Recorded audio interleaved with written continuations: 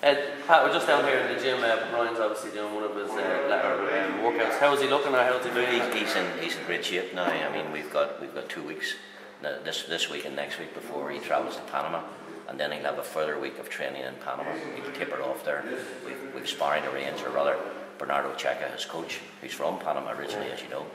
He has arranged a week sparring down there. So obviously the Bernardo sort of links and dealings with Panama sort of help you out. Yes, we have left the Panama arrangements to Bernardo, and then we travel then from Panama up to San Jose in Costa Rica, where the fight takes place.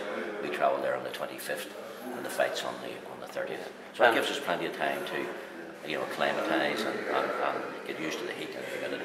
It seems a strange one, and a lot of people are complimenting yourself sort of for pulling it off, getting them in another second world title shot within a year. Well, look, I have to give credit to the WBA. I mean, as you know, before Brian fought Butte, he was the mandatory contender, and we decided to go that route, fight for the IBF title.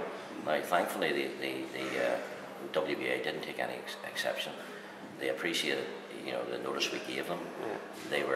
They were delighted that Brian put up such a good performance against Butte, and they immediately reinstated them in their ratings at number 4. And this guy that Brian's boxing is number 5. Yeah, and even you've travelled before, so the travelling, you've no problems with travelling. Sort of proved that the travelling doesn't faze us. I mean, we're well used to it. Yeah. Brian's a good away fighter, and opportunities like this don't come along often, and he's going to take it. Yeah, and you're confident he's going to take the strap?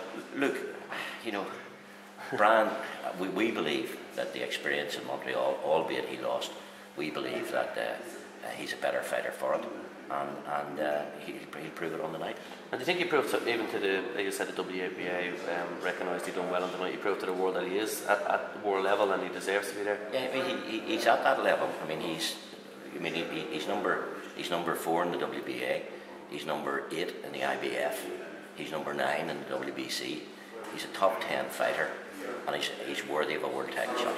And if he does claim this strap, I know that's 2 world titles in a year, but it's an interim strap. Would you be looking at maybe 3 world title fights in a year? Would you be probably the Sardazan and the big question mark at the moment is the regular champion Sardazan. He hasn't fought in 13 months. He's due to fight on the 26th of August in the Ukraine, and he's been on the injured list for some time.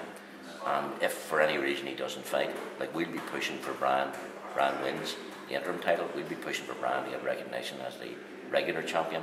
But regardless of that, I mean, as the interim champion, Brian is mandatory, and he's able to defend that title, and there are lots of attractive matches there for Brian, home and away, as interim champion. Any sort of names? Well, look, I mean, the obvious one would be George Groves.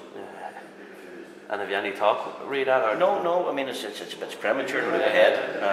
But when Brian wins, I don't think we'll have to go looking for people. I think our phone will start ringing. Yeah, and so the plan would be to hopefully get that promoted to the regular title and then defend it. Would you defend it? Or defend the interim title? I mean, we're not phased. Yeah. I mean, the important thing is that he's number 1 for the regular title, or he's champion in waiting. That's what it's all about. So would a fight with Sardazan be down the line?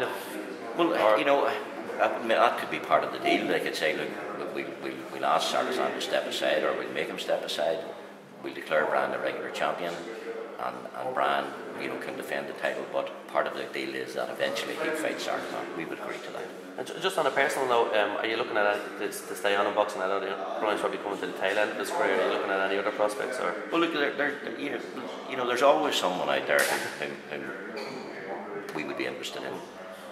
In terms of looking at a stable of fighters or building up a team, I don't think that's it. I mean, I would be interested certainly in someone who would reach the sort of heights that Brian reached. And that was always my interest in Brian. I always thought he was exceptional. If a talent like that came along again, yes. But we'd concentrate on Brian. Let's see how he goes. He has a few fights left in him, and we'll take it from there. A few big fights. A few big fights. Best of luck. Thanks. Thanks. And it's coming to an end. Bernardo, how's Brian looking? Oh, he's looking very well. He's training hard, and he's it's looking very well. So we're looking forward to this fight. Pat was just saying that you're going to use sort of your Panama connections to get him some good sparring down there. What type of fighters are you pulling in? Or yeah, we're getting a few fighters in Panama to help Brian for the preparation of top guys, and we're looking forward to it. You sort of have experience with the place yourself. Is there much acclimatising, or does he have to, is it necessary he goes over a bit earlier to get used to the heat and such? Exactly, you have to get used to the heat, and it's 6 hours different. Yeah. So you have to acclimatise. Do you think that heat can play an effect in the fight itself, or sorry? The heat? Do you think it can play an effect in the fight, and why? No, I think that's why we go earlier. Yeah. So to get used to it. So I think you're right. Have you looked at this Barboza, or do you know much about him, or have you asked? No, I just got a DVD. I'm gonna watch it tonight. Oh, you haven't watched them yet? No. Yeah. But you're confident Brian can do the business regardless, or? Oh yes, he's ready for it. Thanks, man, Bernardo. You're welcome.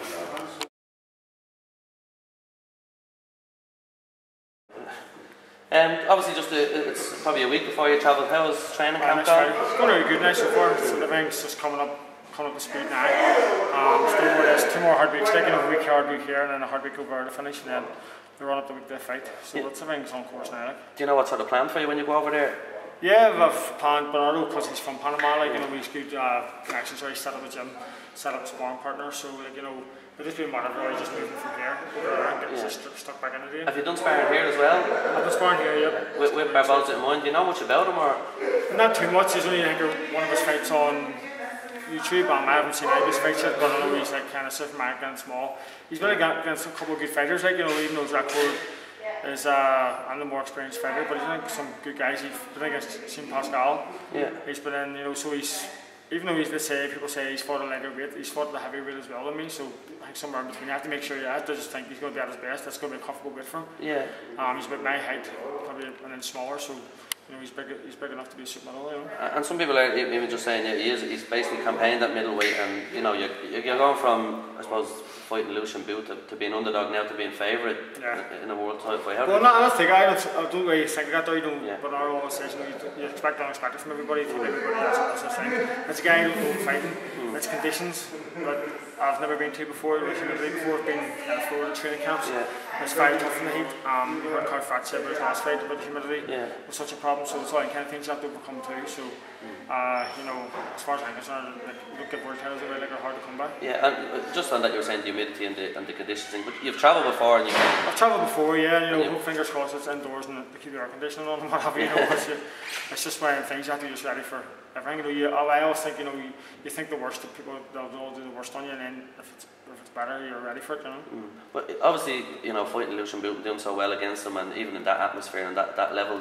Did that give you? What did you learn from that? And what did it give you a bit of confidence? Oh, definitely confidence. That you deserve to be there. That you're not too far away from the top mark. He's the best in the division. I think he'll prove it now over the next year or so. But it's kind of one of the things. Get not through in there, but this guy here, even the champion Sartazan, we're well capable of beating anybody in the division.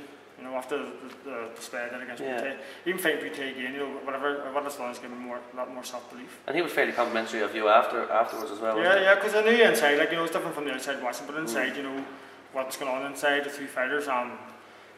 He's a good thinker, good puncher, and you've got the 10 with when it's all fast action. Sometimes outside you can see what's going on, but in the ring, between the 2 of us, I knew what was happening. Yeah, and even just you mentioned Sartazan there.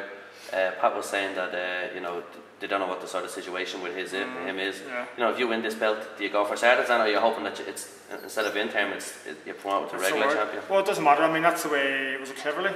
Got it there, so it doesn't matter. As far as I'm concerned, I'm in the position to be fighting for it. If it doesn't come either way, you win this year, you deserve to be it doesn't matter. It's all about the defence. Would you like a shot at Sartazan as well? It doesn't matter who the champion is. It's fighting for world titles.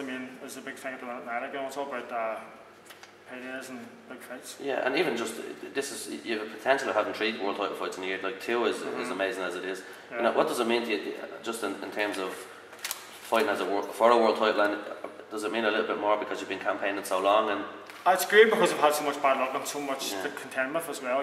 It's just been a constant struggle and a constant fight to get here. And it's kind of, sometimes I wish I'd have given a couple of years earlier, would have been better equipped.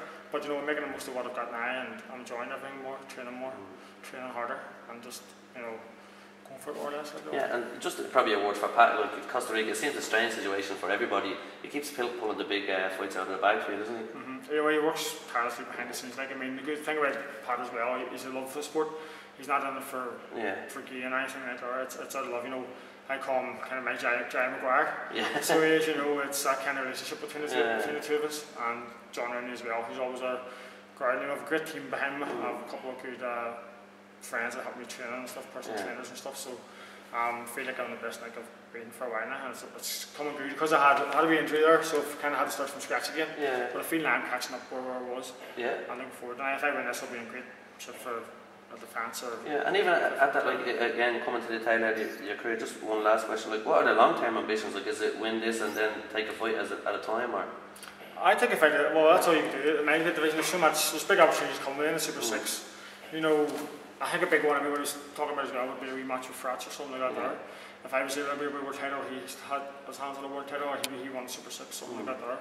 Would be nice, but you know, it's a good division to be in now as well, and it's big prizes. Yeah, and win this, and there's a who's who boxing basically. Yeah, now you're up there, like, you know, when you fall out of the top 10, it's very hard to get back in again. Like, and now you get back in it again, it's a great feeling. You know, there's not many people make it up as high as this, so it's good. It's good to be getting opportunities too. You know. Thanks for talking to us, Brian. Anyway, no worries, man. All the best.